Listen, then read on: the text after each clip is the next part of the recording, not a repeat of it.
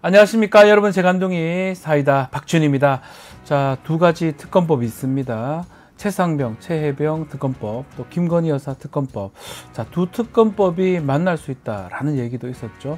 지금 최혜병 특검법 관련해서 왜 수사를 하게 될지, 또 외압이 행사될지, 그 이종호 관련된 녹취록이 공개되면서 파문이 되고 있고요. 디올백 관련해서는 이 행정관이 디올백 반환 지시를 깜빡 잊고 돌려주지 않았다, 이런 얘기를 하면서 논란이 되고 있는 상황입니다.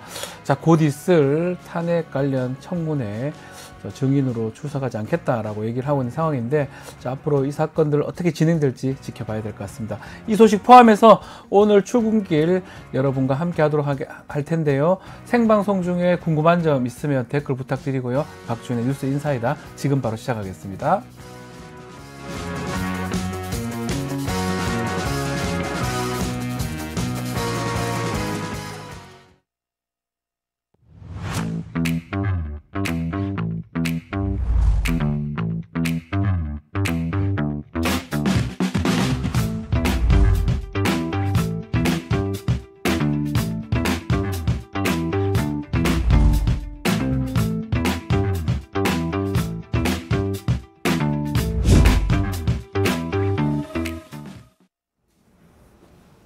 바쁜 아침 꼭 알아야 할 뉴스들만 엄선해서 정리해 드리겠습니다. 듣기만 해도 이해가 쏙 뉴스픽. 오늘도 뉴스토마토 조성은 기자와 함께 하겠습니다. 안녕하세요. 안녕하세요. 자, 공개방송 이제 D-4일입니다. 자, 많이 좀 오십니까? 어떻습니까? 일단은 지금 신청자들 계속 받고 있는데요. 그 신청할 수 있는 날이 딱 하루밖에 안 남았습니다. 하루 남았죠? 커뮤니티를 얼른 신청하시고요. 내일까지. 네, 저희 그 뉴인사 팀이 여러분들 만나 뵙기를 손꼽아서 기다리고 있습니다. 네, 오시면, 많은 분들. 네. 뭐 오시면 뭐요? 저희 박변님께 사인도 받을 수 있고, 사인, 네. 제 사인. 네. 운 좋으면은 악수나 허그도 가능할 수. 뭐 허그 해드리겠습니다. 네, 있습니다. 네. 자, 많은 분들 또 신청도 좀 해주시고, 내일까지 신청 기간이니까요. 좀 많이 신청 부탁드리겠습니다. 저희 지난번에 좀 불미스러운 사정으로 못한 만큼 잘 준비했으니까요. 많은 부탁도 드리겠습니다. 자, 최상병 순직 사건 얘기 좀 해보겠습니다. 수사 외압 관련해서 거의 퍼즐이 맞춰진 것 같아요. 박정훈 전 단장이 최상병 사건 기록 경찰에 이첩하고 난 뒤에 이종섭 장관이 이 소집해서 VIP 경로설 전달했다고 하고요. 또 그걸 전달했다고 지목했던 임기훈 그 당시 대통령실 국방비서관, 또 군 검찰단장 이 자리에 같이 모여가지고 회의를 나눴다, 이런 얘기가 있습니다. 네, 어제자 한겨레 네. 단독 보도에 따르면 임기훈 전 대통령실 비서관에 이어서 김동혁 국방부 검찰단장도 이종섭 전 국방부 장관이 주재한 대책회의에 참석한 정황이 드러났습니다. 김 단장은 당시 군 검찰단 수장이었고요. 또 아시다시피 당시 박정훈 대령을 입건해서도 수사 중이었는데요. 네. 또 이 회의는 박정훈 대령 항명권을 어떻게 처리할지, 그 군검찰이 경북경찰청에서 회수한 사건 기록을 어디서 맡아서 재검토할지, 말하자면 수사 방향을 논의한 자리였어서 완전 문제가 되고 있습니다. 그렇죠. 대통령실이 군 검찰의 박 대령 수사에 관여한 게 사실이라면 또 다른 수사 외압 행사 사건이 될 수 있는 사안이라서 심각합니다. 사건이 점점점 커지는 상황인데, 이게 최상병 사건 수사 기록이 이첩된 직후인 작년 8월 초 회의를 말하는 건데, 그렇다면 당시 회의에 누구 참석을 했습니까? 네, 우즈베키스탄 출장을 마치고 네. 귀국한 이종섭 전 국방부 장관이 작년 8월 4일이군요. 군 관계자들을 불러 모아서 연 회의고요. 이 회의에는 유재은 법무관리관, 김동혁 군 검찰단장, 박진희 군사보좌관 등 군 핵심 참모들이 참석했습니다. 네. 바로 이 자리에서 대통령실 비서관이었던 임기훈 비서관도 참석한 거고요. 워낙 관련해서 나온 것들이 많아서 우리 애청자들의 이해를 돕기 위해 다시 정리하면, 네. 이 임기훈 전 비서관은 어떤 사람이냐면요. 작년 7월 31일에 김계원 해병대 사령관에게 윤석열 대통령이 경로했다고 알려준 사람으로 지목된 사람이죠. 네, 임기훈. 네, 즉 최상병 사건 수사 외압 의혹의 핵심 인물입니다. 군 검찰이 사건 기록을 회수한 작년 8월 2일에는 윤석열 대통령의 전화를 받고 나서 또 유재은 법무관리관에게 전화를 또 해서 네. 경찰 쪽에서 전화가 올 거라고 알려주기도 했고요. 또 신범철 전 국방차관과 이시원 전 대통령실 공직기강 비서관과도 수사 기록이 넘어간 작년 8월 2일 하루에만 각각 3차례 11차례 각별한 연락을 주고받은 것이 이미 확인된 바 있습니다. 자, 이게 조금 설명을 좀 드리면요. 일단은 대통령실에서 여기 가는 게 말이 안 맞는 거예요. 네. 대통령실의 비서관이 여기 가서 뭔가 한다라는 거. 또 두 번째, 수사의 책임자죠. 김동혁 검찰단장. 김동혁 검찰단장이 이런 인사 같은 걸 정하는데 수사하는 사람이 여기 간다? 이것도 맞지 않습니다. 두 가지 부분들이 당연히 문제가 될 수밖에 없는 상황이 아닌가 생각이 드는데요. 네, 한겨레에 따르면 네. 지난해 8월 2일 군 검찰단이 최상병 사건 기록을 경찰에서 회수해 온 다음에 국방부에서는 장관 주재로 박정훈 대령 처리와 관련한 대책회의가 수시로 열렸다고 합니다.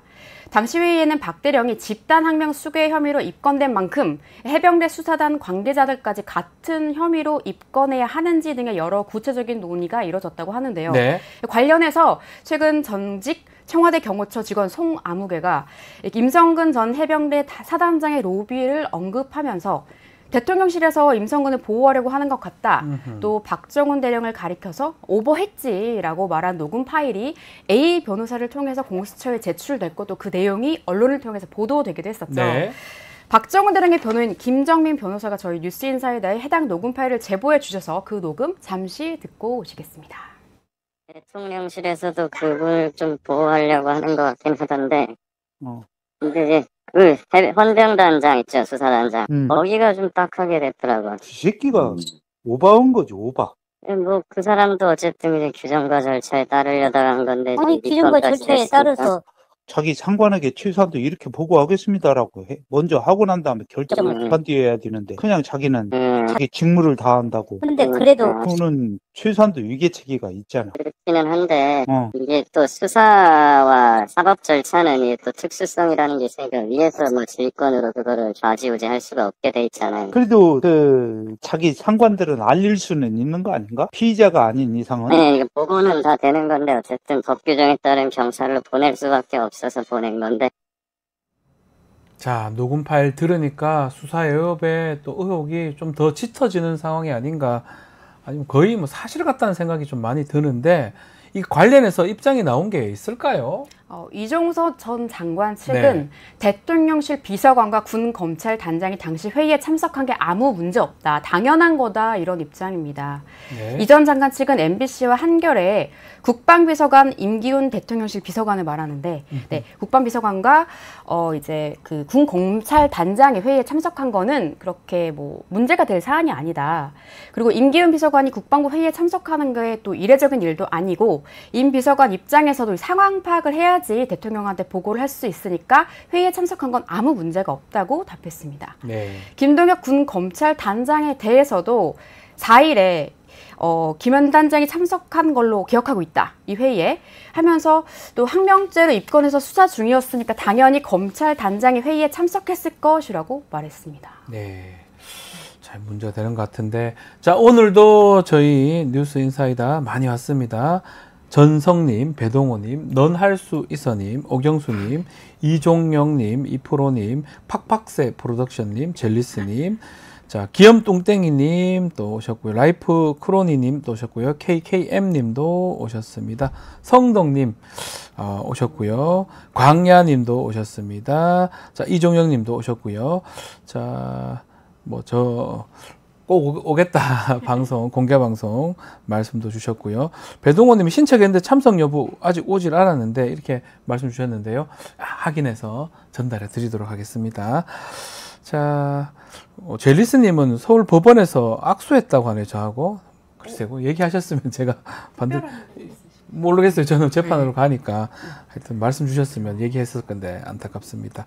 자, 조성원 기자님 또 이쁘다라고 또 말씀 주십니다. 네, 댓글 감사드리고요. 자, 대통령 그 영부인, 부인 관련된 이슈도 좀 살펴보겠습니다. 김건희 여사 측입니다. 명품백 수수 관련해서 새로운 주장을 했습니다. 네, 김건희 여사 측에서 명품백 수수 관련해서 새로운 주장을 내놨습니다. 최재형 목사에게 디올백을 받은 날 김 여사가 청와대 행정관에게 가방을 다시 돌려주라고 했다는 건데요. 자, 근데 안 돌려줬잖아요. 이것도 상황이 좀 궁금해요. 이런 말을 또 왜 하는지 상황 설명을 좀 해주셔야 될 것 같아요. 김 여사는 디올백을 돌려주라고 했는데 직원이 깜빡 잊고 까먹어서 못 돌려줬다는 주장입니다. 참. 검찰이 최근 대통령실 유 아무개 행정관의 참고인 조사를 마쳤죠. 그러니까 아시다시피 이 유 아무개 행정관은 김 여사가 운영하던 코바나 컨텐츠 직원 출신으로 윤석열 정부 출범 뒤에 여사팀에서 김 여사를 지근거리에서 보좌해온 김 여사 최측근으로 불리는 사람입니다. 김 여사 변호인은 이렇게 말했습니다. 유아무개 행정관이 최재형 목사가 김 여사에게 디올백을 건넨 지난 2022년 9월 13일 김 여사로부터 가방을 돌려주라는 말을 들었지만 그만 깜빡 잊어버려서 디올백을 돌려주지 못했다고 검찰에 진술했다고 이렇게 말했는데요. 그렇지만 이 반환 지시가 있었다는 걸 뒷받침해줄 물증이 없다고 했습니다. 한겨레 보도에 따르면 이 유아무개 행정관은 김건희 여사가 해외 순방 중이던 작년 11월에서야 가방 미반환 사실을 인지했다는 취지의 진술을 하기도 했습니다. 당시 한 언론사가 김 여사 측의 명품 가방 수수 의혹에 대한 해명을 요구하는 과정에서 김건희 여사가 디올백 반납이 이루어지지 않았다는 사실을 알게 됐다는 주장입니다. 자, 이것도 뭐 갑작스럽게 이렇게 얘기하는 게 좀 놀랍기도 한데 그간에 이런 의혹을 또 얘기할 수 있는 기회가 충분했는데도 불구하고 이제 와서 명품백 반환 지시했다 이런 얘기를 하는 이유 왜 공개한 겁니까? 네, 말씀하신 대로 왜 이제서야 해명에 나서는 건가 의문을 제기하는 목소리가 높습니다. 김건희 여사가 디올백을 받는 장면이 공개된 게 작년 11월인데 일절 반환 지시 관련 언급이 없었다가 이제 와서 김건희 여사가 명품백을 돌려주라고 지시했는데 행정관이 깜빡하고 반환을 안 한 거다라고 해명한 게 아무래도 석연치 않은데요. 또 이게 받으면 안 되는 부적절한 선물이라는 사실을 인지했다는 의미도 되니까 또 그것도 문제입니다. 자, 지금 뭐 얘기 들어보면 갑작스럽게 이걸 지시를 했는데 깜빡 잊고 안 했다 이런 얘기 이게 맞다면 그 무렵에 얘기를 했어야 되는데 지금 와서 얘기하는 것도 그렇고 댓글에는 핑계다 우진님, 허위다 나동현님 뭐 등등 얘기들이 더 많은 것 같습니다. 왜냐하면 납득하기가 쉽지가 않죠. 그러다 보니까 지금 문제가 계속 되는 거고 이 사건도 이렇게 쉽게 끝날 것 같지가 않은데 뭐 이거 말고도 도이치모터스 여러 가지 의혹들이 있는데 김건희 여사 관련된 검찰 소환 어떻게 소식이 좀 있나요? 검찰은 지난주부터 대통령실에 공문을 보내서 디올백 실물을 확보하는 방안, 즉 디올백 임의 제출을 요청하고 있는 것으로 알려졌습니다. 근데 이 상황에서도 김건희 여사 측은 검찰에 출석해서 조사받는 건 안 된다는 입장을 계속 고수 중인데요. 김 여사 변호인은 처벌 근거가 없다면서 소환 조사 불가를 계속해서 주장하고 있는 상태입니다. 자, 이것도 뭐 사실 납득하기 어렵습니다. 도이치모터스 사건도 공범들은 지금 재판 다 받았어요. 1심 끝나고 2심에 지금 끝나는 상황까지 왔는데 지금 본인은 조사 한번 제대로 받은 적이 없고 디올백 관련해서도 엄청나게 문제가 되는 상황인데 한 번의 소환 조사도 없는 상황이고 이거 지금 관련해서 탄핵 청문회 뭐 이거 있는데도 여기도 지금 출석하지 않는다고 얘기를 하니까 글쎄요 국민들이 이 부분 괜찮다 잘하고 있다 이렇게 얘기할 수 있을지 좀 그것도 걱정이고요. 또 실수로 디올백 반환이 이루어지지 않았다. 유모 행정관입니다. 자, 이게 또 김건희 여사한테 범죄 혐의 적용하지 않으려고 지금 뭐 법적인 어떤 검토가 됐던 것 같은데 이게 그렇게 쉽게 될 수 있을지 갑자기 눈 이렇게 가린다고 눈이 가라질지 참 의심스럽습니다. 아마 이 부분도 좀 더 지켜봐야 될 것 같습니다. 우리 댓글에 많은 글들을 막 주고 있습니다. 김기주님, 짜가지님, 송이도님도 글을 주고 있는데 제가 소개해드리기에는 조금 부적절해가지고 더 소개는 못 드리겠습니다. 자, 뉴스픽은 여기서 마무리하도록 하겠습니다. 조선 기자 감사합니다. 감사합니다. 저는 이어서 의사당 1번 출구로 돌아올 테니까요. 조금만 기다려 주십시오.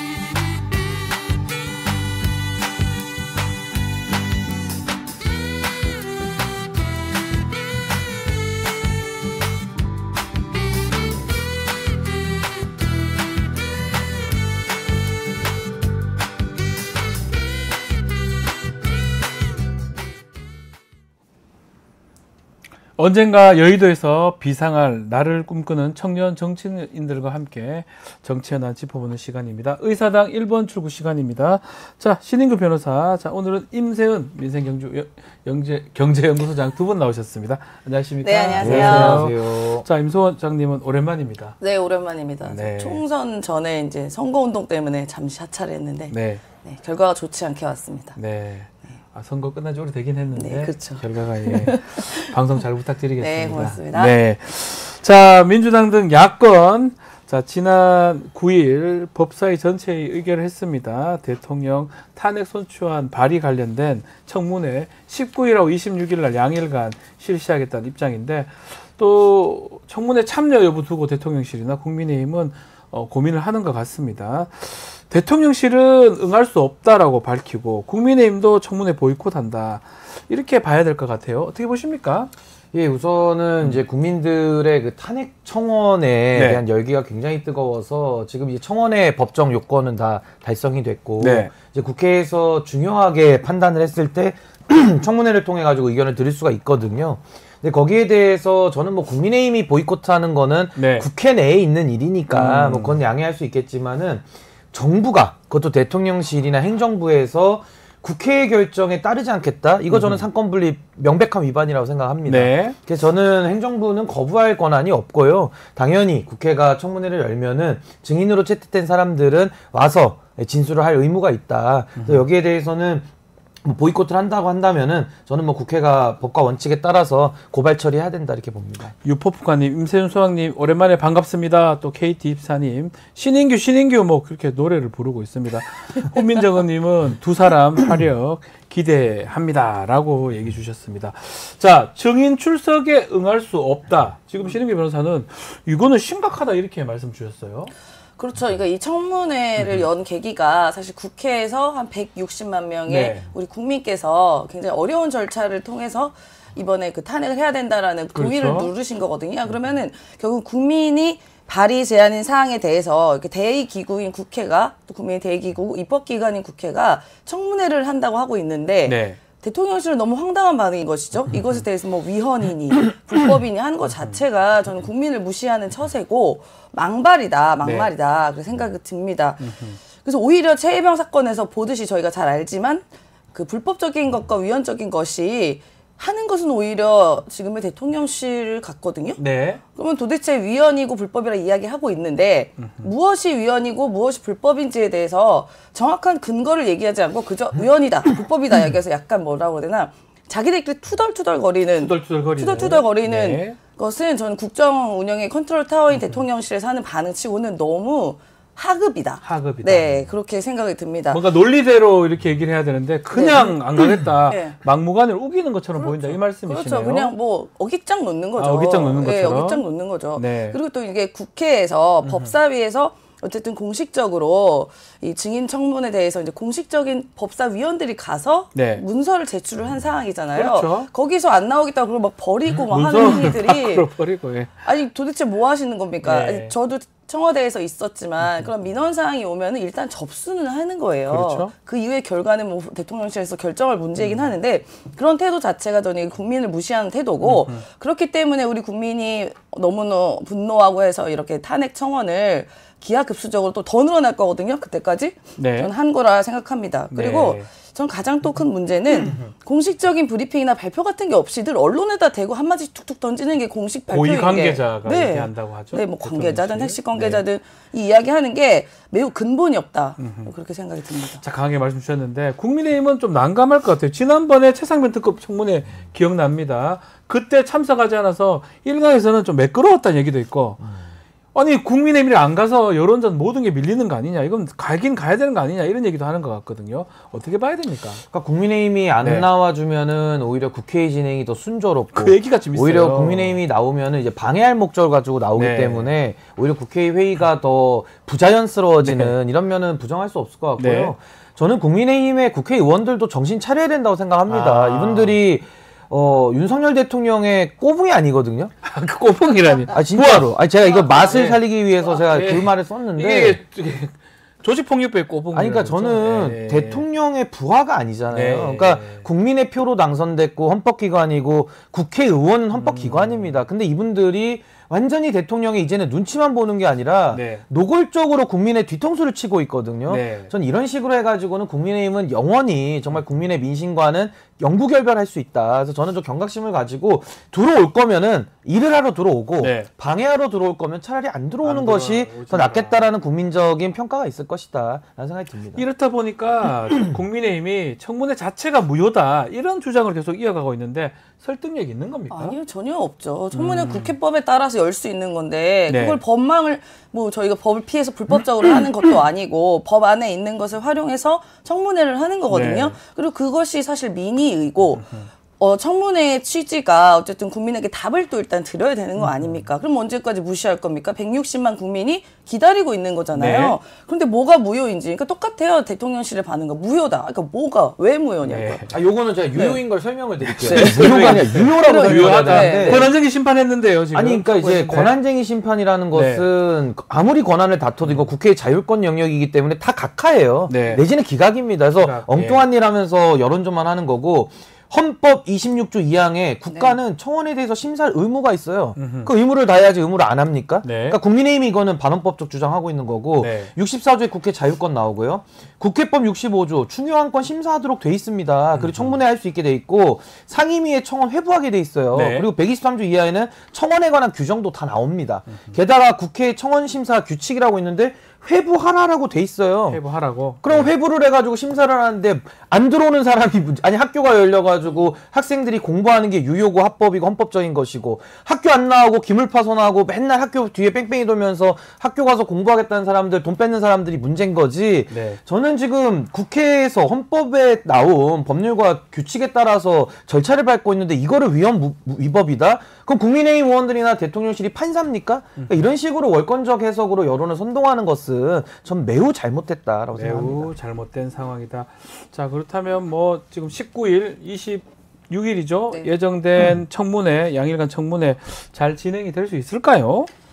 그러니까 국민의힘에서 지난번 저희가 최혜병 관련된 청문회처럼 안 들어오시면 차라리 안 들어오시면 매우 스무스하게 진행이 될 거다. 왜냐면 그 이후에 사실 저희가 비교를 똑바로 봤어요. 대조가 확 되더라고요. 국민의힘 의원이 왔을 때 안 왔을 때 오니까 뭐 봉숭아학당이 따로 없지 않습니까? 와가지고 오자마자가 뭐 존경하지 않는 뭐 하고픈 이런 얘기에서 말장난이나 하고 있고 그리고 막 소리 지르고 끼어들고 뭐 무슨 난장판이잖아요. 그러니까 저는 지금 이번에 22대 국회 대신 국민의 국회의원님들이 어쨌든 선출되신 거 아니에요. 그럼 선출된 여러 가지 이유들이 있겠지만 그럼 민의를 충분히 아셔야 된다. 이번 총선의 민의가 윤석열 정권에 대한 비판과 또 국정운영 기조를 바꿔라라는 게 어쨌든 국민의 민심이었는데 그래도 되지 않았습니까? 그러면 그 민의를 따르셔야 되는 게 맞지. 언제까지 약간 뭐 꼬붕 얘기하셨는데 무슨 대통령이 오야붕도 아니고 김건희 씨가 오야붕 얘기하셨으니까 이렇게 심기경호만 할 거면 차라리 다 대통령실로 들어가신 게 맞지 않을까 싶습니다. 그래서 저는 이제 아까 그 오야붕 얘기하셔서 제가 그 라임을 살려가지고 그 꼬붕이라는 표현 썼는데 그 말 듣기 싫으면은 국민의힘 의원들은 정말 똑바로 된 행동을 해야 되는 것이고 집권 여당이 뭡니까? 대통령실과 같은 권한을 지면서 같이 책임을 져야 돼요. 맞습니다. 그렇다면 대통령실이 엉뚱한 짓을 하면 오히려 국회의 권위를 손상시켰다 해서 혼을 내야 되는데 여기에 대해 가지고 또 들어와서 방해를 한다? 이거 국민적 민심이 저는 허용하지 않을 것이다. 저 그렇게 생각합니다. 네, 그래서 뭐 지금 뭐 말씀 이제 속과 같이 얘기를 하셨어요. 자, 그렇지만 뭐 본인들이 이제 오야 뭐 얘기했기 때문에 아마 말씀을 좀 하셨다고 뭐 이해를 해보겠습니다. 그 대통령 부인께서 먼저 그 카톡에 오야붕 쓰셨기 때문에. 저 원래 험한 말 안 네. 쓰는데 뭐 쪽팔린다, 뽀갠다 이런 말이 저도 모르게 요즘 좀 나오더라고요. 하도 녹취록에 나오다 보니까. 그쪽에서 나오시는 말이죠. 지금 뭐 계속 근데 우리 강혜아님께서 임 소장님이 영부 흉내 잘 내신다. 너무 짱이에요. 뭐 이런 얘기가. 복사기라고 하시던데. 복사기까지는 아니고요. 말씀하고 가도 될까요? 제가 이제 쇼츠가 많은데 짧게 뭐 한 말씀이라도 짧게요. 지금 상황에 대해서. 또 해외 다녀오셨어요. 네. 내가 진보의 오야붕이잖아. 그래서 국민의힘 국회의원들 다 내 꼬붕이야. 그냥 우리 한 말을 그대로. 너무 똑같습니다. 깜짝 놀랐습니다. 저희 사실은 우리 시청자분들, 애청자분들이 부탁을 하면 바로 좀 하는 우리 뉴스 인사이드입니다. 자, 국민의힘 전당대회도 좀 살펴봐야 될 것 같은데 어제 충청 합동연설에 장에서 한동훈 후보 지지자들 또 원희룡 후보 지지자들 충돌이 일어났습니다. 이게 분당대 아니냐, 전당대 아니다 이런 말까지 나오고 있거든요. 분당대회는 아니고요. 네. 붕괴대회죠. 거의 뭐 지금 붕괴대회입니까? 붕괴 수준에 네. 저는 저 지금 사진 보이지 않습니까? 네네, 그러니까 거의 뭐 전당대회라기보다는 심각합니다. 거의 6탄전까지 나오면서 이제 갈 때까지 가고 있는 이런 상황이고 네. 뭐 예견된 수순 아니겠습니까? 검찰 권력과 기존 구태 권력이 손을 잡고 권력은 만들어놨는데 이제 와서 서로 책임은 져야 되고 네. 니탄 냈다 공방하다가 지금은 서로 이제 경쟁이 치열해지고 과열되다 보니까 저 지경까지 간 건데요. 저는 앞으로 이제 남은 한 일주일 내에도 더 큰 갈등이 기다리고 있다. 지금 이 붕괴대회는 저는 이제 시작에 불과하고 앞으로 더 클라이막스를 향해서 달려갈 거 아닌가라고 생각이 듭니다. 더 큰 갈등 또 이러다가는 다 죽어 후유증 이렇게 크게 올 수도 있다. 분당까지는 안 가겠죠. 분당 얘기까지 자꾸 하는데. 그러니까 어제 제가 신인규 예. 변호사랑 다른 방송 같이 하면서 네. 뭐 분당대회다, 뭐 분당에서 차를 치러라 뭐 이렇게 네, 얘기를 분당에서요. 네, 하기도 했는데요. 저렇게 가다가는 모르겠습니다. 저렇게 안에서 이렇게 싸워서 뭔가 우정이 생길 건지는 모르겠어요. 네. 뭐 예전에 박근혜 전 대통령, 이명박 전 대통령 때도 뭐 난투극 같이 벌어졌지만 그래도 분당은 되지 않았고 오히려 정권을 더 재연장을 했었죠. 그렇죠. 네, 그랬던 사례들이 있어서 언제 어떻게 이들은 뭉쳐가지고 뭐 나쁜 짓 죄송합니다. 네, 그런 나쁜 짓을 짓 뭐. 할지 아니 모르겠습니다만. 근데 저는 네, 네. 여사님 말씀도 기억이 나는 게 네. 적은 내부에 있다 그러잖아요. 네. 그러니까 지금 적은 내부에 있다라는 걸 그대로 보여주고 있는 거고 과거에 가장 치열했던 게 MB와 박근혜 그 경선인데 그 결말이 어떻게 됐습니까? 둘 다 구속됐거든요. 나중에요. 그러니까 그때 나온 쟁점으로 도곡동이든 뭐든 막 나와가지고 그게 훗날 10년 뒤에 다 맞습니다. 구속되는 형태로 됐기 때문에 네. 저는 뭐 그 전철을 따라가는 거 아닌가 싶습니다. 네. 자, 뭐 저는 난투극 같아요. 난투극 좀 난투극이다. 재밌습니다. 보면은 재밌습니까? 예, 저는 예. 야당의 입장에서 이렇게 보면은 재밌고 아 저렇게까지 저들은 이 권력 투쟁 혹은 충성심 경쟁에 저렇게 몰두를 하는구나. 국민은 안중에도 없구나라는 것을 살펴볼 수 있었습니다.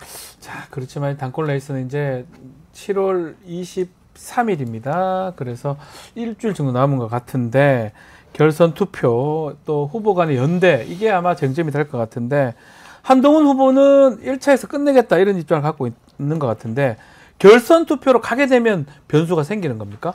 그렇죠. 지금 당원에 따르면은 네. 50%를 1차에서 아무도 얻지 못하면 네. 결선에 가게 되어 있는데요. 지난번 그 2023년도 3구 전당대회, 그러니까 김기현 당대표를 될 때. 만들었던 예. 그때는 범친윤까지 다 연끌을 해가지고 모았는데 52%였거든요. 예. 근데 이번에 한동훈 후보가 뭐 언론에서는 뭐 뜨겁다, 뭐 멋있다, 뭐 지지한다 이러지만은 네. 실제 뚜껑을 열어보기 전까지는 모르는 겁니다. 뚜껑을 열어봐야 모든 걸 다 알 수 있기 때문에 그래서 저는 50% 얻기는 매우 어렵다. 지금 범친윤이 분화되고 있기 때문에 그래서 저는 그럼 결선으로 간다고 했을 때는 2등은 지금 좀 까리까리합니다. 왜냐하면 이제 나경원, 지금 원희룡 둘이 참 치열하게 하고 있기 때문에 저는 결선 가면은 또 의외의 결과도 나올 수 있는 가능성은 열려 있다. 저 그렇게 생각합니다. 어떻게 보십니까? 지금 말씀대로 원희룡하고 나경원 두 사람 중에 뭐 단일화가 돼서 결승 가면 또 한동훈 후보랑 할만하다 뭐 이런 얘기도 나오고 있고요. 어떻게 보고 계십니까? 전반적으로? 저는 그냥 결선 안 갈 것 같아요. 예, 예. 지금 상황들이. 왜냐면은 사실은 원희룡 후보가 처음에 네. 투입됐을 때는 뭔가 윤심이 막 확 쏠려가지고 결선을 가게 하려는 목표인 거 아닌가라는 생각도 들었는데 지금 네. 여러 가지 상황들과 나오는 이야기들 특히나 지금 토론회 때를 봤을 때 아무리 국민의힘 의원이 윤석열 정권이 무너지지 않길 바라지만 오히려 원희룡 후보나 뭐 죄송하지만 나경원 후보나 이분들이 되면 당이 더 무너질 것 같다는 생각이 들 것 같아요. 국민의힘 지지자들은 봤을 때 왜냐면 거의 자폭 테러 수준으로 지금 뭐 입에 그러니까 이거는 한동훈 장관 이야기입니다. 오물을 막 뿌리고 있다고 얘기할 정도로 너무나도 형편없는 수준을 보여줬기 때문에 저는 뭐 그 큰 기대가 없을 것 같습니다. 그리고 원희룡 장관 같은 경우는 계속 무슨 이분은 뭐 윤의 마음을 업고 나왔다고는 하지만 그러기엔 너무 좀 수준이 떨어지는 모습을 보여주고 있어요. 뭐 공격도 아니고 방어도 아니고 뭔가 애매하게 근데 그 대답도 제대로 못합니다. 그런 모습을 봤을 때 대구 경북에 있는 보수 지지층들도 진짜 원희룡 아무리 그렇지 저건 아니다라는 생각이 들어서 그냥 한동훈한테 계속 오히려 쏠릴 것 같다. 근데 워낙 그 전통 보수층하고 극우 유튜버들 이쪽이 또 여론 형성의 한 축을 맡고 있는데 여기서 한동훈에 대한 비토가 너무 심합니다. 그러니까 쉽게 말하면 뿌리 논쟁. 너 어디서 들어왔어? 굴러 들어온 돌. 어디서 굴러왔어? 문재인 정부에서 너 검찰 일 하다가 우리 보수 인사들 다 싹 다 잡아놓은 거 아니야? 너 원죄가 있잖아. 지금 이러고 있거든요. 그래서 이게 뭐 생산적인 갈등인지 아닌지는 모르겠습니다만은 어제 보시면은 대전에서 의자 들고 싸우잖아요. 저는 저런 거는 그 WWE라고 가상으로 그 레슬링 하는 이게 다 스토리텔링이거든요. 아니, 그런 데서 의자 들고 싸우는 거는 봤지만은 실제 저렇게 정당에서 의자 들고 싸우는 거는 정말 좀 기가 막히지. 프로레슬링 말하시는 거 그러니까 프로레슬링보다 이건 더 리얼한 건 리얼리티니까 거의 저 특수폭행 아닙니까 특수상해. 그래서 굉장히 좀 심각한 장면까지 연출되고 있어서 저는 한동훈 후보가 그렇게 스무스하게 1차에서 가기가 매우 험난해 보인다라는 생각이 듭니다. 그나저나 원희룡 후보가 뒷심이 없다. 지금 소장님도 짚어주셨지만 뭔가 스텝이 꼬인 것 같기도 하고요. 어디서부터 꼬인 겁니까? 우선은 첫 단추부터 잘못 깼죠. 뭐 어쩔 수밖에 없는 태생적 한계인데요. 그냥 윤석열 대통령 결사옹위 하기로 그냥 권력의 애완견이 되기로 선언하고 출마했기 때문에 그 한계가 있었는 데다가 아니 그러면 뭐 좀 그 스탠스라도 잘 유지해서 쭉 가든지 해야 되는데 어떤 날은 네거티브 했다가 또 어떤 날은 깨끗하게 가겠다 이랬다가 또 네거티브 하니까는 이거는 뭐 좌회전 깜빡이 켜고 오른쪽 갔다가 왼쪽 갔다가 하니까는 거의 뭐 난폭운전 수준 아닌가. 그래서 전 당원들의 신뢰를 잃어버렸다고 생각이 들고 참고로 이번에 좀 칭찬을 해드리자면은 칭찬할 게 있습니까? 나경원 후보가 그래도 가장 어른답다. 싸움을 말리고 있거든요. 이 패배 브라더스라고 하면서 이 둘을 동시에 공격하는 그래서 가장 안정적인 메시지를 현재는 내고 있다. 근데 나경원 후보가 당대표가 되는 것도 험난하지만은 되더라도 크게 국민의힘이 바뀌기는 어려운 거 아니겠는가라는 생각이 듭니다. 어떻게 보십니까? 나경원하고 원희룡 두 사람의 단일화가 된다면 나경원이 되는 겁니까? 아니면 원희룡 후보가 좀 더 유리합니까? 아니면 또 이런 얘기도 있어요. 두 사람 합친다고 하더라도 서로의 표를 흡수하기는 좀 어려울 거다 이런 얘기도 있고요. 너무 이질적이어서 물리적으로 합친다고 그게 화학적으로 결합이 될까? 전혀 저는 완전 다른 색깔인 것 같고 그리고 나경원 후보도 사실 한계가 있는 분 아닙니까? 그러니까 매번 선거만 되면 그냥 나오는 사람처럼 돼 있잖아요. 지금 지난 전당대회 나오려고 하다가 이제 주저앉혀지고 그러니까 뭐만 하면 나오는 거 아니냐. 그래서 별명이 난가가 있습니다. 그게 뭐죠? 또 내가 나가야 되나? 난가. 착각. 난가? 아니면 지어낸 거 아닙니까? 맞아요? 난가.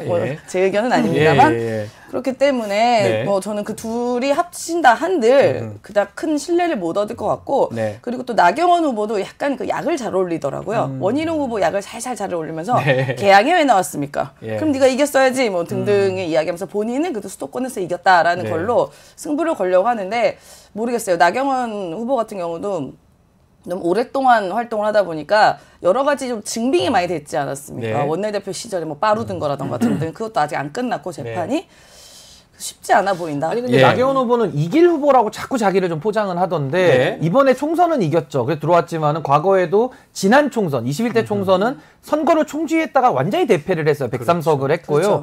그 다음에 2021년도에 전당대회에 나와서 이준석 대표한테 패배했거든요. 그래서 패배의 히스토리를 다 국민들이 알고 있는데 너무 지금은 본인을 이길 수 있는 후보로 포장을 너무 많이 해놔가지고 그건 좀 사실관계를 국민들이 다 냉정하게 보시지 않을까라는 생각이 듭니다. 자, 이번에 총선 한번 이겼다 이거죠. 그러니까 어쨌든. 본인 지역구 선거에서 이겼다 이 말인데 자 국민의힘 전당대회 관련해서 지금 여론조성팀이라고 얘기할 수도 있고요. 댓글팀이라고 얘기할 수도 있고 민주당에서는 이 댓글팀에 실체가 있다 이렇게 보고 있는 것 같습니다. 문제 제기를 계속 하고 있습니다. 그 심각한 사유죠. 사실 김성태 전 원내대표가 이른바 이제 드루킹 사건 때문에 거의 단식 투쟁하고 막 뒤집어지고 사실 폭행까지 당하시면서 그 특검을 하려고 굉장히 애를 썼잖아요. 그런데 사실 이게 이번에 댓글팀 같은 경우도 뭐 실체를 보면 알아봐야 되겠지만 그 정도로 심각한 문제다. 그러니까 오히려 국민의힘에서도 이거 특검하자고 얘기를 해야 되는 상황 같거든요. 근데 이런 과연 한동훈 전 장관만 댓글팀이 있냐가 아니라 이게 김건희 씨도 있는 거다라는 김건희 댓글팀도 있다. 김건희 댓글팀도 있다라는 게 본인 문자에 나오잖아요. 본인이 뭐 댓글팀을 이용해서 한동훈 장관을 비방하려고 했던 게 아니다 뭐 이러면서 그러면 사실상 이 댓글팀이라는 게 실제로 존재하든 안 하든 김건희 여사는 그걸 인지하고 있고 뭔가 이 실체가 있다는 걸 인정한 거 아닙니까? 그렇죠. 그러면 이게 김건희 댓글팀이든 한동훈 댓글팀이든 아니면 둘이 같은 팀이든 모르겠습니다만 네. 여러 가지 그 가까운 사람들의 증언도 나오는 거 보면 저희는 실체가 분명히 있을 것 같다라는 강력한 의심이 드는 거죠. 네. 그러면 이거는 저희가 단순히 의문을 제기하고 비판을 하는 게 아니라 수사가 들어가야 되고 김건희 댓글팀이 실제로 존재한다면 혹은 한동훈 장관 시절 존재한다면 이건 특검 이상 가야 되는 겁니다. 드루킹 특검이 사실 이때 이렇게 시작된 거 아닙니까? 그래서 김경수 전 지사 같은 경우는 실형받고 지금 감옥 갔다가 지금 온 상황인데 그렇다면 이 사안도 비슷한 것 같은데 일단 한동훈 후보 입장에서는 여론 조성팀 이걸 돈을 주고 하진 않았다. 그냥 자발적으로 지지자들 댓글 단 것이다. 라고 이렇게 발언하셨는데 이 부분 어떻게 봐야 됩니까? 신은기 변호사님. 그러니까 그 주장은 한동훈 후보 측의 본인 주장이죠. 그러니까 그 주장과 배치되는 지금 증거들이 튀어나오고 있기 때문에 이건 반드시 수사가 필요하다라는 생각이 들고 이 댓글팀에 대한 것은 비자발적인 경우에 문제가 되는 거거든요. 그때 이제 여론 조작으로 이거는 볼 수밖에 없기 때문에 드루킹 사건과 마찬가지로 처리를 해야 되는 거고 이게 정말 조작 정부에 지금 어울리는 또 댓글팀이 나오는 건데 주가 조작 있죠. 허위 경력 조작 있죠. 노선 조작 있죠. 거기다 또 조작 수사 의혹까지 지금 받고 있지 않습니까? 근데 이번에는 또 여론 조작까지 나오고 있기 때문에 이게 만약에 이제 사실로 된다면 업무방해, 국가공무원법 위반, 공직선거법 위반, 정치자금법 위반, 국고손실, 직권남용 어떤 경우에 해당하느냐에 따라서 적용법조가 아주 풍성하게 나올 만큼 상당히 중한 죄라는 거죠. 그래서 저는 앞으로도 온라인 선거가 더 강화되는 상황 속에서 이런 댓글팀 문제, 특히나 공무원이 시켰을 가능성, 법무부 장관 시절의 문제이기 때문에 전 장예찬 전 최고의 그런 여러 가지 구체적인 그런 증거들을 토대로 해서 전 반드시 한동훈에 대한 댓글팀 여론조작 수사가 전 필요하다라는 생각이 듭니다. 그럼에도 한동훈 후보는 자기들 같은 줄 아나 보네. 그렇게 자기들이라는 거는 민주당을 아마 말씀을 하는 것 같습니다. 이게 이 전당대회 이 나온 얘기라는 걸 알고는 있을 것 같은데 한동훈 후보의 민주당 겨냥 발언은 어떤 의미가 깔렸다고 봐야 됩니까? 그러니까 한동훈 장관이나 대통령실의 특징은요. 본인들이 잘못한 게 있으면 그거에 대한 근거나 뭔가 해명을 내놓는 게 아니라 민주당 너네 그랬죠. 민주당 너는 잘하냐? 이재명 때문이다. 네, 지난 정부 탓하고 야당 탓하고 뭐 이재명 대표 탓하고 하는 게 특기예요. 그러면은 한동훈 장관이 돈은 받지 않았다. 돈은 주지 않았다. 뭐 그러면 있었다는 건 본인이 그 시인한 거 아니에요? 그러면 돈은 안 줄 수는 있겠지만 이걸 잘 살펴봐야 되는 게 드루킹 때 사건을 보면요. 어떠한 대가도 없었습니다. 근데 이들이 이제 나중에 뭐 드러난 것에 뭐 밝히는 것에 의하면 추후에 뭔가 뭐 받기로 한 거 아니냐 뭐 이런 얘기 때문에 들어간 건데 그럼 추후에 뭔가 보상 때문에 만약 했었으면 이것도 큰 문제인 거죠. 지금 한동훈 댓글팀이든 김건희 댓글팀이든. 그리고 말씀하신 것처럼 법무부 장관 시절이다 보니까 엄정한 정치적 중립을 지켜야 하는 그 공무원이 자기가 자발적인 댓글을 달았다 하더라도 치우친 댓글 내면 그것도 정치적 중립 위반 아닙니까? 또 문제가 되겠죠. 네, 민주당에 대해서는 뭐 아무 얘기도 없으면서 한동훈 장관이 뭐 멋있다, 왕자님이니 뭐 이런 얘기하는 것 자체가 정치적 중립 위반인 것이죠. 그리고 또 살펴봐야 되는 것이 그냥 사람이 가서 막 하는 것인지 아니면 정말 뭐 기계 같은 매크로가 돌렸다든지 하는 문제가 발생하면 이것도 큰 위법 사안이다. 매크로로 돌렸던 거는 이제 드루킹 특검법 관련된 뭐 문제가 됐었고요.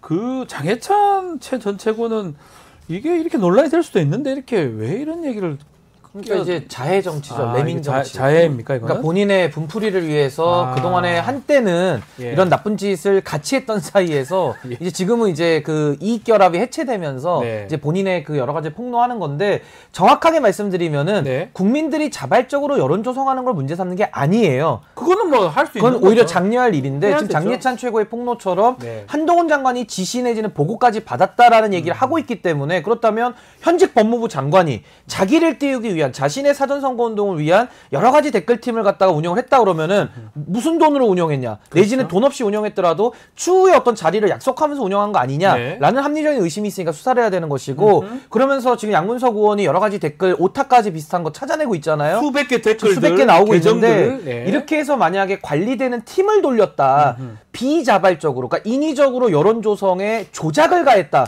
그 업무방해죠. 그 드루킹이 처벌받은 거 아닙니까? 그걸로 바로 받은 그리고 과거에 윤석열 대통령이 여주지청장 시절에 댓글 수사팀 들어가서 국정원 직원들을 통해서 한 여론 조작도 처벌받았어요. 그렇죠. 댓글 조작. 그것과 뭐가 다릅니까? 어떻게 보면 국정원 댓글 사건과 더 유사할 수 있어요. 그래서 그렇죠. 저는 이 사안에 대해서는 한동훈 장관 유죄라는 뜻이 아니고 반드시 엄정한 수사를 해야 된다. 네. 수사에서 결과가 유죄로 나오면은 엄정하게 처벌받아야 되는 거고 무죄 나오면은 넘어가는 거죠. 말씀대로 신은기 변호사 잘 말씀 주셨지만 자발적으로 누구 댓글 적는 걸 뭐라 하지 않습니다. 저도 댓글 가끔 저도 달아요. 적고요. 다 적습니다. 근데 그 댓글 팀을 법무부 장관 시절 때 운영을 하거나 운영하는 것 자체가 문제되는 거예요. 근데 알고 있다는 문제 되는 거죠. 알고 있으면 운영이 되는 알고 있으면 거니까요. 문제 되는 거죠. 그래서 사실 운영하면 안 되는 거잖아요. 그죠. 그러니까 운영을 하거나 더 나아가서 뭐 돈을 지급하거나 이러면 더더욱 문제가 되는 거고요. 그 부분을 지금 문제 제기하는 거고 장해찬 전 최고가 얘기함으로써 요 문제는 쉽게 끝날 것 같지는 않습니다. 네. 장해찬 최고가 이제 본인도 거기에 뭐 팀장이었나? 뭐 하여튼 네. 뭐 활동했다 그러잖아요. 그런 얘기 본인도 하셨어요. 그 본인이 네. 지금 위법에 가담했다는 네. 거고 본인이 알고 있었다는 거잖아요. 그러니까 공범관계였다는 거죠. 본인부터 수사받아야 되는 거 아닌가라고 싶습니다. 네. 뭐 이런 거 있습니까? 왕자다 멋있다 뭐 네. 외모 칭찬 글 많았습니까? 엄청 많았어요. 아. 뭐 예를 들어 볼펜 떨어뜨렸으면 볼펜 짚는 한동훈. 와 멋있다. 그러니까 이게 그거예요. 이런 식으로. 그러니까 지금 장예찬 최고의 말에 의하면은 네, 네. 커뮤니티를 좀 동원을 해서 그걸 기사로 받고 이러면서 이제 확산시켰다라는 건데 네. 어떤 방식으로 했든지 간에 여론 조작에 가담했다라면 그건 범죄이기 범죄가 때문에 될 수 있죠. 여기에 대해서는 수사가 필요하고 김건희 여사도 댓글팀 좀 그렇죠. 반드시 수사돼야 된다고 봅니다. 수사가 돼야 된다. 알겠습니다. 자, 국민의힘 전당대회도 있지만 민주당도 지금 전당대회가 지금 열리고 있습니다. 진행되고 있는데 자, 최고위원 예비선거가 당대표 선거보다 더 관심을 끌었는데 5명 컷오프되고 8명이 이제 본선에 올라갔습니다. 두 분 어떻게 보셨습니까? 특히 우리 임 소장님 어떻게 보셨습니까? 네. 8명의 컷오프. 네. 뭐 근데 다 13명 한 분 한 분이 네. 사실 다 뭐 의미 있고 좋은 분들이고 사실 어떤 분들은 다 너무 좋다. 그래서 뽑을 수가 없다. 야. 네. 뭐 이런 정도로 경쟁력 있는 분이어서 지금 남아 계신 8분들도 그 누가 다 되고 누가 떨어져도 전혀 아쉬움이 없고 다 너무 훌륭하고 아까운 분들이다. 네. 그렇게 저희는 평가를 하고 있습니다. 예. 그 결국 5명은 떨어지고 거의 원내에서는 정봉주 전 의원 말고는 한 명 딱 되고 나머지는 다 원내 현역 의원이 지금 된 상황이거든요. 자, 뭐 잘 진행되고 있다고 봐야 됩니까? 근데 이제 뭐 아예 흥행이 네. 안 된 것보다는 조금 네. 낫다고는 할 수 있겠지만은 워낙 이제 이재명 대표 체제가 확실시되는 상황에서 네. 사실상 최고위원이 좀 과열된 그런 양상이거든요. 그렇기 때문에 지금 최고위원 후보들도 이재명 대표를 대통령 만들겠다라고 공약 내시는 분들이 굉장히 많아요. 근데 저는 거기에 대해서 좀 우려스러운 것이 그럼 이재명 대표를 대통령 만들어서 무슨 정치를 하겠냐라고 물으면은 내용은 없는 거죠. 그 내용이 없다. 그 내용이 네. 없기 때문에 내가 잘 싸운다, 내가 이재명 대표 대통령 만든다. 이거는 대여 투쟁에 있어서 당내 결집용으로는 소구력이 있을지는 모르겠지만 민주당이 이번에 지도부를 만들어서 결국에는 윤석열 대통령 끌어내리는 게 목적은 아니지 않을 거 아닙니까? 그 다음에 어떤 정권을 만들겠다, 수권 세력으로서의 대안이나 안정감을 국민들께 줘야 되는데 그런 측면에서 봤을 때에는 상당히 부족하다. 그래서 저는 그 부분은 매우 좀 아쉽게 생각합니다. 어떻습니까? 이게 다들 친명일색이다. 내가 더 찐명이다, 친명이다. 이거가 더 강조돼가지고 그 사람들만 당선이 된 거 아니냐, 컷오프 통과한 거 아니냐 이런 얘기도 있는 것 같거든요. 근데 이 13명 네. 컷오프 되신 분들도 네. 어쨌든 이재명 대표 체제 하에서 뭔가 굉장히 협력이 가능한 분들이에요. 아하. 근데 이건 어쩔 수 없는 게 뭐 일당이니 뭐 이렇게 이야기를 하지만 일극 체제는 이야기를 하지만 실제로 지금 이 윤석열 정권이라는 희대의 정권, 희대의 불법, 위법 뭐 악마적인 정권을 만났기 때문에 야당은 좀 힘을 합쳐서 똘똘 갈 수밖에 없습니다. 그러니까 그동안에 야당이 민주당이 야당이던 예. 시절에 뭔가 분열하고 우리끼리 집안 싸움 나면 그 당시 어김없이 지지율이 떨어졌었어요. 네. 왜 여당과 대척을 딱 갖고 우리끼리 뭉쳐서 정권을 견제를 해야 되는데 왜 니들끼리 집안 싸움하냐라고 했을 때 항상 지지자들이 실망하고 또 시민들의 이런 비판을 받았었거든요. 네. 그런데 지금은 다른 야당도 아니고 지금 윤석열 정권이라는 희대의 정권에 맞서는 야당이기 때문에 어쩔 수 없이 저희가 하나로 뭉쳐서 가는 게 어떻게 보면 국민적인 염원이다. 그리고 그래야지 할 일도 제대로 하거든요. 지난 21대 국회에서 실제로 그 안에 훌륭한 분들도 여러분 계셨지만 여러 가지 다양한 목소리도 좋지만 거기서 뭔가 분열이 일어나고 하나로 가지 않는 모습에서 도대체 180석 갖고 무슨 일을 하냐 했었을 때 예. 지금 우리 기억하면 탈당하신 분들 뭐 어디 가신 분 뭐 난리였잖아요. 이런 분들이 안에서 뭔가 조화롭지 않고 이런 국민의 의견을 제대로 받들지 않는 모습 때문에 실망했고 또 그게 정권 견제를 제대로 못했거든요. 네. 그러니까 그런 실망의 지점이 이번 22대 국회에서 총선 결과로 나온 게 지금의 체제예요. 그러다 보니까 그런 당심을 또 혹은 민심을 조금 받드는 체제로 가고 있는 중이다. 네. 저는 그렇게 판단하고 저는 싶습니다. 여기에 네. 대해서는 생각이 신 변호사님. 저는 뭐 매우 다를 수밖에 예. 없는 게요. 예. 그러니까 지금 민주당이 윤석열 정권 부정평가 70%지만은 여전히 정당 지지율은 국민의힘보다 낮거든요. 그렇죠. 그런 그러니까 매우 분이 지속된 있죠. 현상입니다. 예. 뭐 예. 그걸 부정하면은 우리가 더 이상 얘기는 어렵겠지만 인정한다면 왜 그럴까? 뭐 조국혁신당 핑계대도 이제 그게 잘 안 통해요. 그렇다 그러면 저는 윤석열 정부 예외 중에 예외라는 거 저도 인정하거든요. 근데 그 예외인 정권을 대하기 위해서 우리도 예외를 쓰겠다. 이게 국민들 보시기에는 그러면 윤석열의 독선과 이재명의 독선은 어떤 차이가 있느냐 이걸 물었을 때 잘 설명이 안 되는 거죠. 그래서 저는 예외가 나왔기 때문에 예외로 대응하겠다라고 하기보다는 네. 오히려 원칙을 지키는 민주당이 된다면은 전 더 큰 사람들을 품을 수 있다. 50%가 아니라 지지율 60%까지도 갈 수 있다. 이런 갈 수 생각이 들어서 있다. 저는 네. 원칙이 더 힘이 세다고 보고요.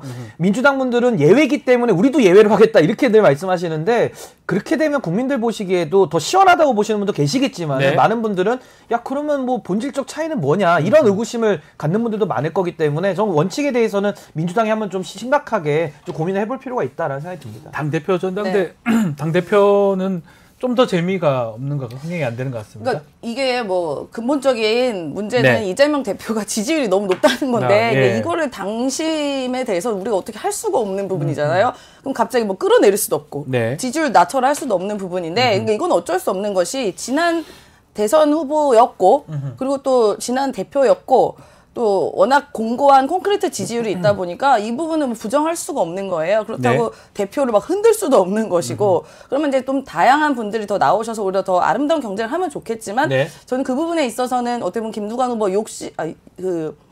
이번에 용기를 내준 것에 대해서는 용기죠, 용기. 예, 말씀, 뭐, 예. 뭐 감사하게 생각하고 있고 오히려 더 우리가 소위 말하는 586에 계신 다선 의원들이 네. 더 치열하게 나오셔서 선의의 경쟁을 했었으면 더 아름다운 모습이지 않았을까 그런 생각도 들긴 합니다. 네. 네. 자, 가래 부인이 임세은 역시 가래 부인. 똑똑하고 말 잘해 이렇게 가래 부인. 댓글 주셨고요. 자, 또 지금 신인규 변호사가 민주당 책사가 돼야 된다. KT24님. KT24님은 신인규 변호사님 너무 좋아하는 것 같아요. 아 저도 KT24님 너무 좋아합니다. 저도. 완전 따라다니십니다. 네, 저도 너무 좋아합니다. 아마 신인규 변호사 나오는 날 아침 새벽부터 나오셔가지고 댓글을 달고 아유, 계십니다. 너무 감사합니다. 너무 감사드립니다. 두 젊은 정치인 많은 또 응원 부탁드리겠습니다. 자, 오늘 의사당 1번 출구는 여기서 마무리를 하겠습니다. 임세현 소장, 신인규 변호사 두 분 감사합니다. 네, 고맙습니다. 감사합니다.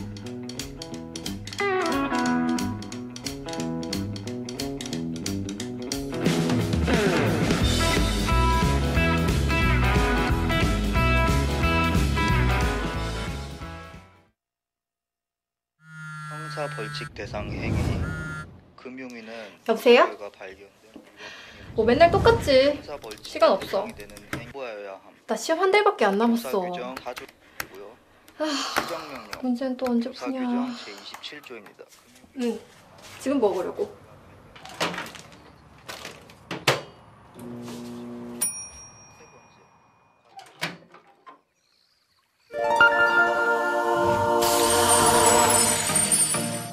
걱정 마세요.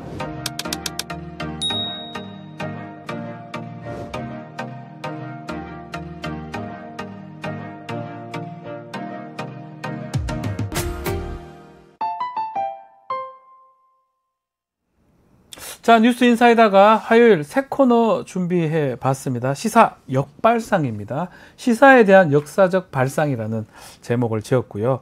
시사 이슈를 역사 사건과 같이 맥락으로 한번 짚어보는, 또 교훈을 얻어보는 시간입니다. 자, 백이성 역사 크리에이터 오셨습니다. 안녕하십니까? 안녕하십니까? 자, 시사 역발상. 원래 투베쇼 하셨는데 이제 시사 역발상 어떤 코너고 어떤 얘기 할지 간단하게 소개 좀 부탁드리겠습니다. 네, 뭐 최근 시사의 네. 한 인물 혹은 한 네. 사건 등을 선정해서 네. 그런 것이 혹시 역사적으로 아하. 뭐 유사한 사례가 있는가?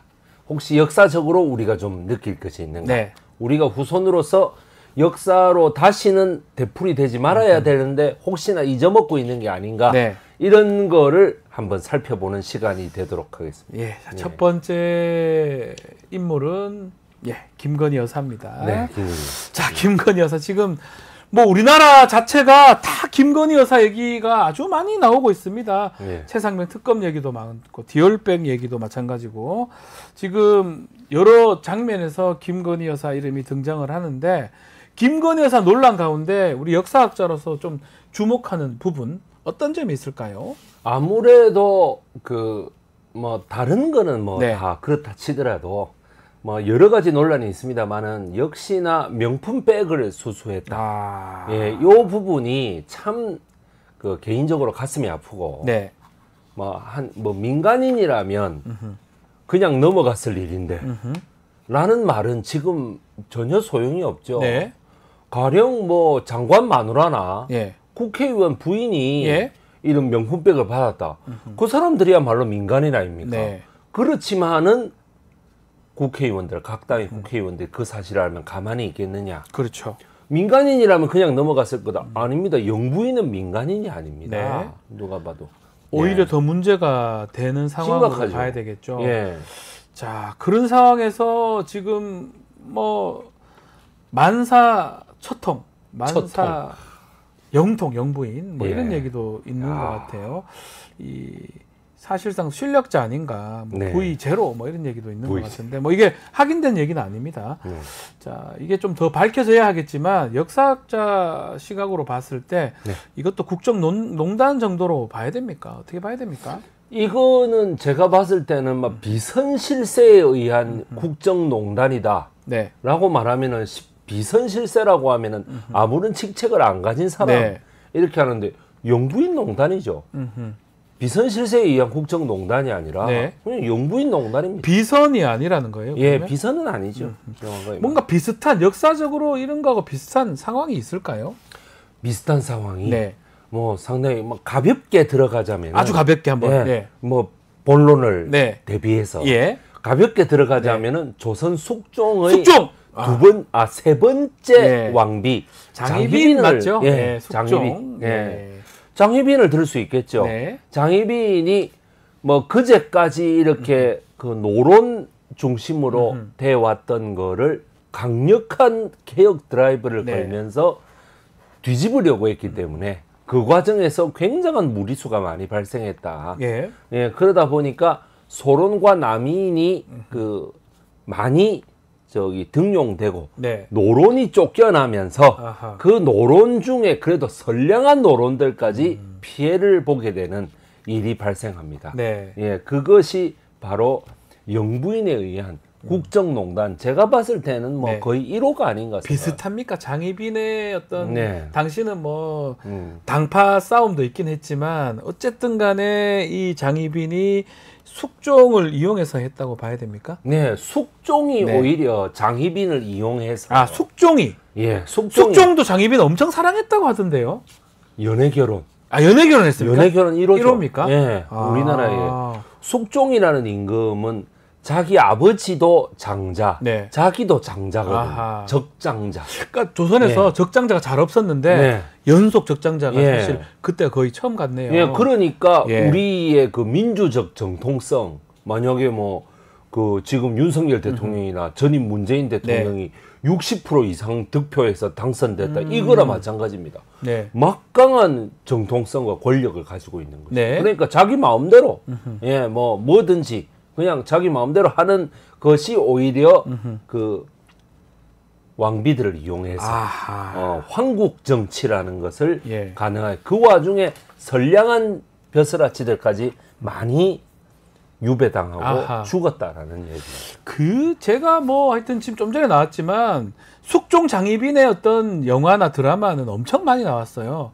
뭐 제가 알고 있는 것만 10편이 넘으니까요. 그리고 숙종이 뭐 영조보다 조금 적지만 오랫동안 제위를 했는 걸로 알고 있는데 40년 이상 한 걸로 알고 있거든요. 46년 했습니까?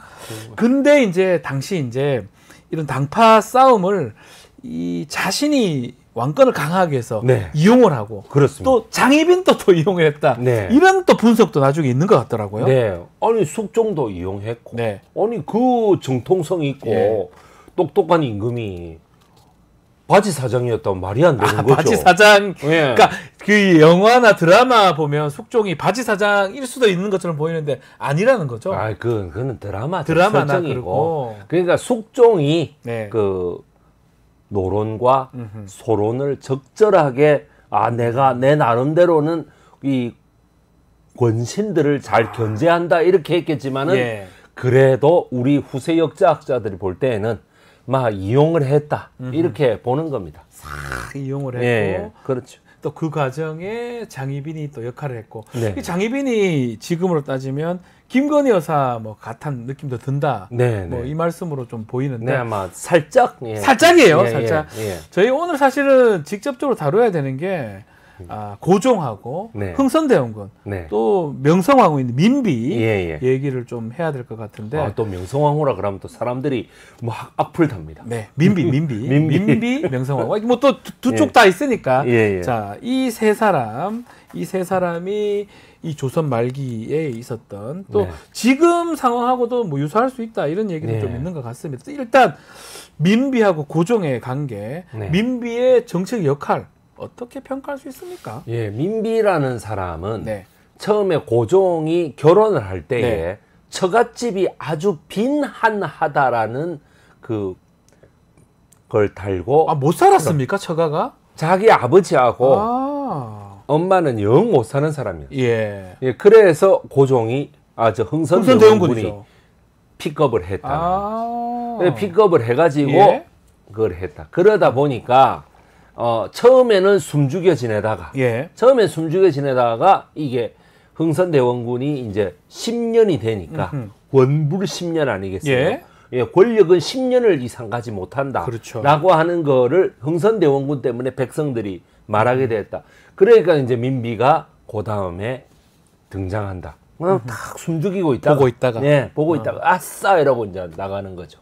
고종을 살 꼬드겨가지고. 당신이 언제까지 저 시아버지 등살에 살 거냐. 당신도 20살이 넘었는데 이제 당신 정치를 해야 될 거 아니냐. 이런 식으로 꼬드겨가지고 고종을 한마디로 확 휘어잡고 나가는 거죠. 지금 말씀대로라면 어쩌면 민비, 또 흥선대원군 두 사람의 어떤 암투 아닌 암투가 있었다면 그 중간에 고종이 있었던 거잖아요.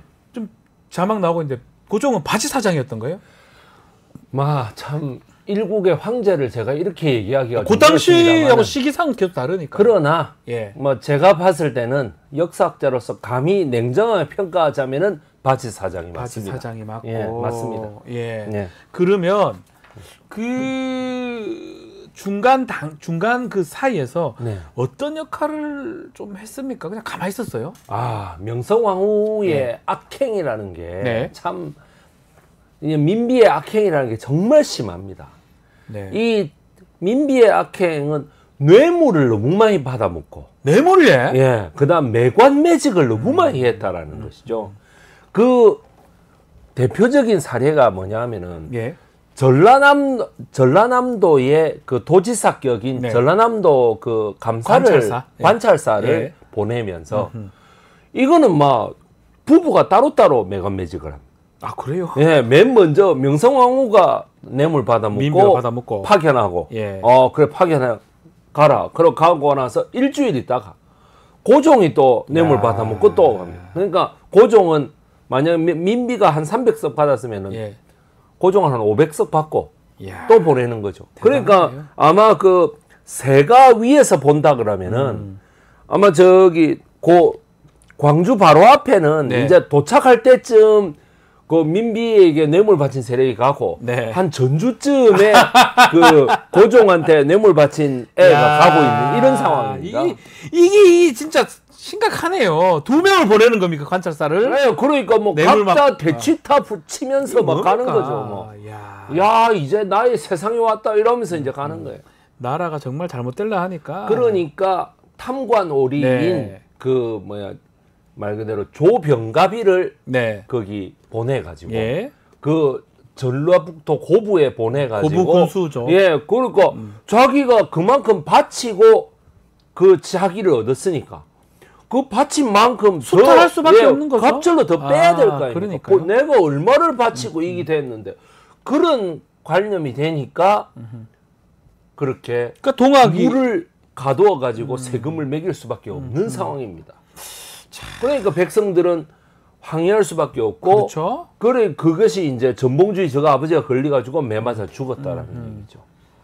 이건 정말 그 민비의 잘못입니다. 제가 민비가 뭐 뇌물을 왜 좋아했어요? 아니 뭐 대표적인 예로 예. 이모군란이 왜 터졌습니까? 이모군란. 예. 1880. 이모군란이 예. 그 군인들에게 주는 저 뭐 급료마저도 예. 빼먹고. 예, 빼먹고 모래 채워가지고 주고 하다 보니까 군인들이 열받아가지고 네. 나 더 이상 못 참겠다 이래가지고 신식군대하고 이런 거 다 쳤던 거 아닙니까? 네. 그렇게 해서 자기가 그 등에 업혀가지고 장호원으로 도망갔더니 네. 그 장호원에서 어떻게 된 뭐 내가 언제 궁으로 돌아갈 수 있겠노 네. 하니까 50일 있다 간다. 그것도 뭐야 전바치를 내려다가 예. 아 정말 나쁜 여자입니다. 전바치를 데려다가 했다라는 거죠. 전바치라는 건 무속인 말씀하시는 예. 겁니까? 이 전바치의 이름은 예. 진짜로 영험한 무당이라고 하는 진령군. 진령군. 예. 이 진령군이 이제 얘기를 이제 하셨으니까 네. 진령군이 지금 뭐 저기 러시아의 그 누구죠? 라스푸틴. 네. 또 우리도 최순실 씨가 21세기 진령군 아니냐 이런 얘기도 좀 있었습니다. 그래서 여자죠. 예. 자, 민비에게 진령군은 어떤 사람이었습니까? 그러면 한마디로 말해서 네. 모든 것이 다 진령군에 의해서 결정이 된다. 와. 그냥 뭐 이 벼슬을 이 사람한테 줘야 되겠느냐. 그럼 말 그대로 관상을 보는 거죠. 네. 뒤에 숨어가지고. 그 다음에 국가의 대소사를 할 때 구슬하고 점을 친다. 이게 무슨 전환시대의 뭐 갑골문자도 아니고 말이죠. 요게 조선 후기입니다. 1880년대. 아니 여러분 지금 고작 한 140년 전, 130년 전. 얼마 안 됐어요. 150년도 안 된 역사예요. 요거 점 보고 이렇게 점 딱 보고 이렇게 예. 딱 정책을 한다는 거잖아요. 더군다나 자기 아들이 예. 몸이 약해. 몸이 약해. 순종이 아닙니까? 순종. 네. 순종이 몸이 약해요. 예. 그러니까는 이 뻑하면 알아눕고 설사하고 장티푸스 걸린단 말이죠. 그러니까는 어떻게 해야 되느냐라고 얘기를 하니까 세상에 처방을 뭐라고 내놓는지 어떻게 아십니까? 내렸습니까? 진령군이? 금강산이 12,000봉인데 12,000봉 아닙니까? 금강산 찾아가자 12,000봉. 예. 12,000봉이라는 숫자도 이거 진령군 때문에 나온 숫자입니다. 이게. 진령군에게 12,000봉이 있다라는 얘기를 듣니까 봉우리 한 개당 곡식 2석을 바쳐야 된다. 뭐 쓸데없는 짓을. 예. 그 다음에 금 화폐로 한 꾸러미씩을 한 봉우리에 바쳐야 된다. 쓸데없는 짓을. 예. 실제로 근데 그렇게 합니까? 예, 합니다. 이야, 대단하다. 백성들은 지금 쌀이 없어가지고 갑오 농민전쟁이 일어날 판인데 왕비라는 여자는 12,000봉에다가 한 봉우리당 곡식 2석 그 다음에 네. 그 동전 한 립씩 아니 한 꾸러미씩 갖다 바치고 있으니 네. 이게 나라가 되겠습니까 이게? 이야. 그거를 옆에서 보고 있는 고종은 어떻게 되겠습니까? 고종에게 한 벼슬아치가 네. 놀랍게도 사관원이 그런 거 하라고 사관원이 있는 거예요. 그런 거 건의하고 예. 이렇게 탄핵하고 예, 상소하잖아요. 이거 안 된다. 예. 이거 똑바로 잡아야 된다. 저 여자를 궁 밖으로 쫓아내야 된다라고 얘기를 하니까 뭐라 그랬게요?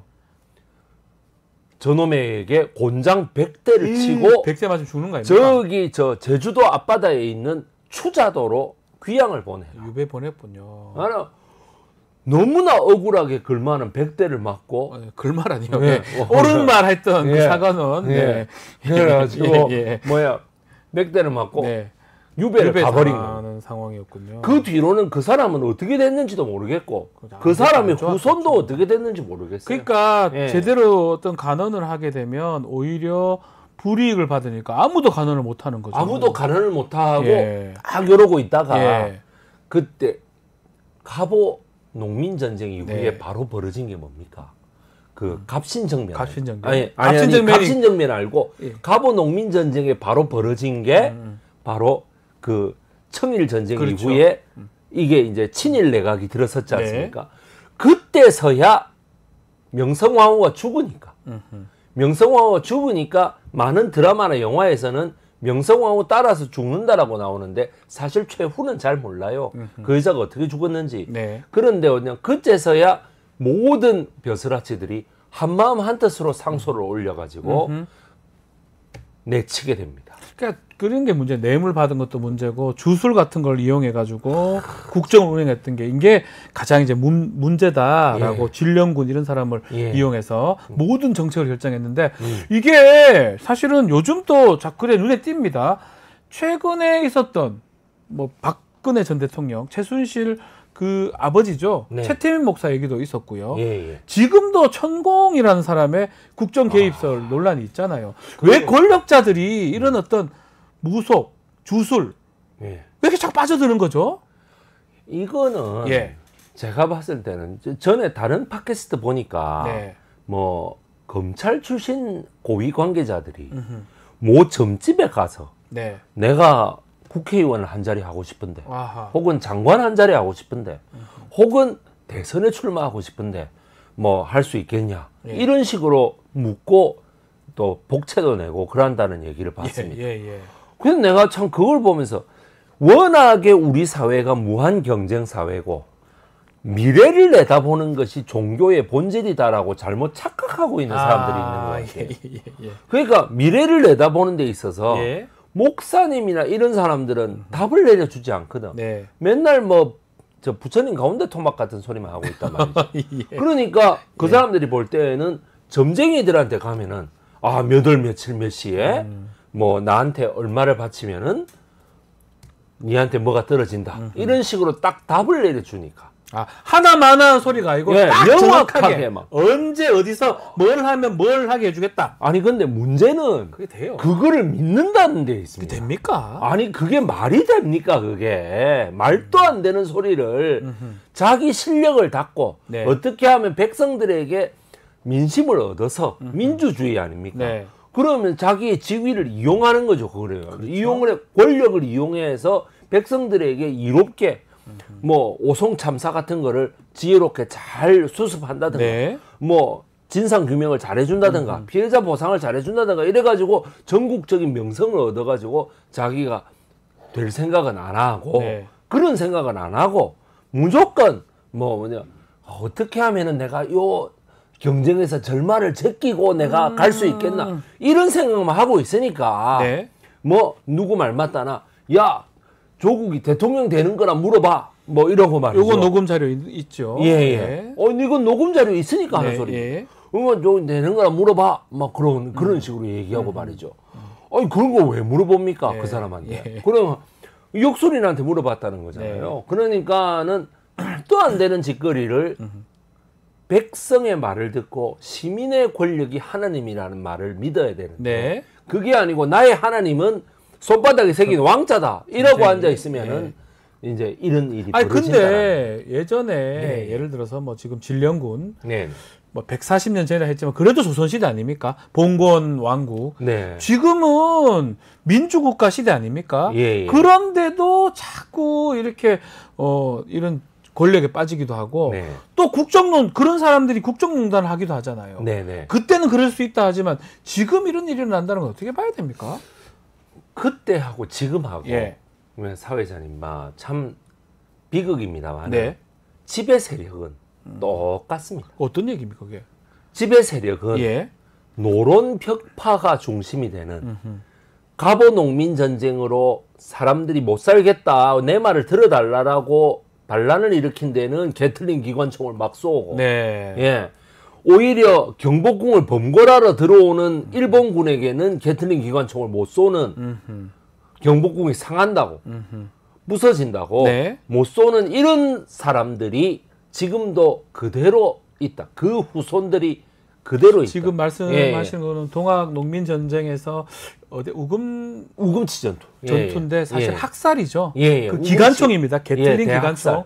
그걸로 그냥 갈았죠. 총알 갈아서 우리 농민들이야 뭐 이런 낫이나 이런 거 들고 왔었는데 그냥 학살 당한 거잖아요. 학살 당한 거.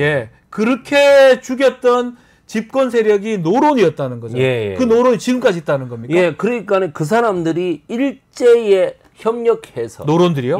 일제에 협력해서 상당한 고위층을 형성하고 있다. 뭐 중추원 참의 이런 거 한 300~400명씩 뽑았거든요. 그럼 전국적으로 그래 뽑아가지고 있다가 해방 이후에는 이승만 정부에 붙어가지고 또 이승만 정부에 붙어가지고 있다가 박정희 정부에 붙어가지고 있다가 이런 식으로 계속 해가지고 이 세력들이 오기 때문에 이 세력들은 백성들에 대한 일종의 불안감을 가지고 있을 수밖에 없습니다.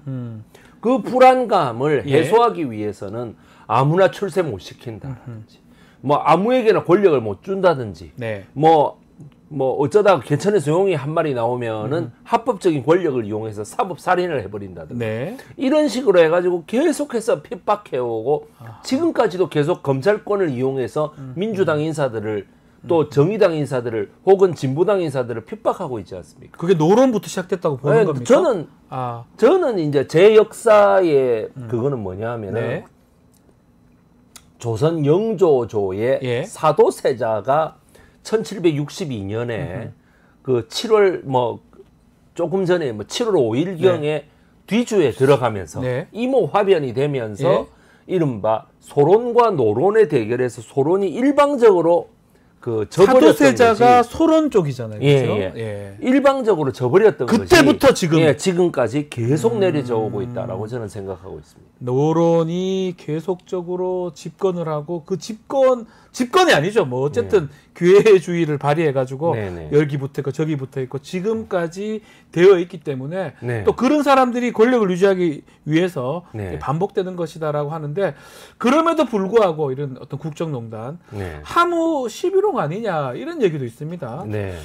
역사적 교훈도 한번 말씀 주시면 좋을 것 같아요. 이게 화무 11홍입니다. 우리나라에서 많은 사람들이 저 지배층의 어떤 그 포갑적인 이런 그것이 계속 반복되기 때문에 저항해봤자 소용없는 거 아니냐. 차라리 그냥 이쪽에 붙어 있는 게 나은 거 아니냐.